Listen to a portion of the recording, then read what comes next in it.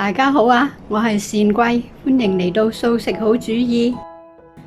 今日我整川貝燉雪梨啊，仲有少少百合。我喺街市嘅藥材鋪買咗呢啲川貝，佢係話川貝母嚟嘅，80蚊一兩，好細粒噶。呢度係一兩多少少。啲川貝可以就咁樣成粒嚟到燉啦，或者磨咗粉都得。買川貝嘅時候可以問下藥材鋪肯唔肯幫你磨埋粉，或者自己屋企係有打粉機嘅，自己打粉就更加好啦，可以返到嚟洗一洗先。我冇打粉機啊，但係都可以將啲川貝整碎嘅。如果自己係整碎啲川貝都好簡單嘅，將佢哋袋咗落個保鮮袋度。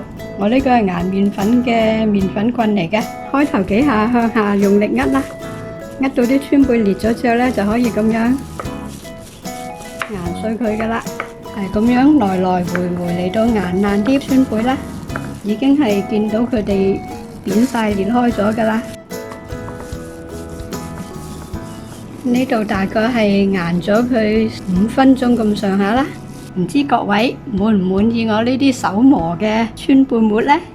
到處理個雪梨啦，個柄剪咗佢去啦，跟住切咗個頂頂，要保留返佢啊。跟住做最艱巨嘅任務，挖咗個雪梨心出嚟，用把刀仔界一界先，跟住用個羹。啱啱發現一個方法，好似都幾好用喎，用把鉸剪，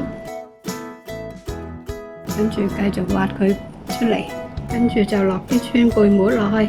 我呢個雪梨真係好細啊，半茶匙嘅川貝末都用唔晒，跟住放啲百合落去。頭先差啲忘記咗啲冰糖，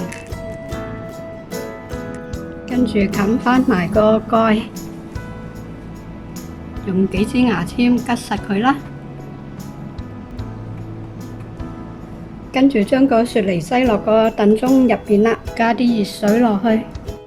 啲熱水唔使加咁多噶，千祈唔好高過個切口嗰度。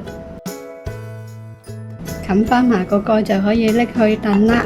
首先用大火燉半個鐘頭，然後轉返個中火再燉多個半鐘啦。中途要睇下佢夠唔夠水啊，如果唔夠水要加水。我加水呢，我係會加啲熱水落去嘅，等佢嗰個水溫唔好話突然之間降低啦。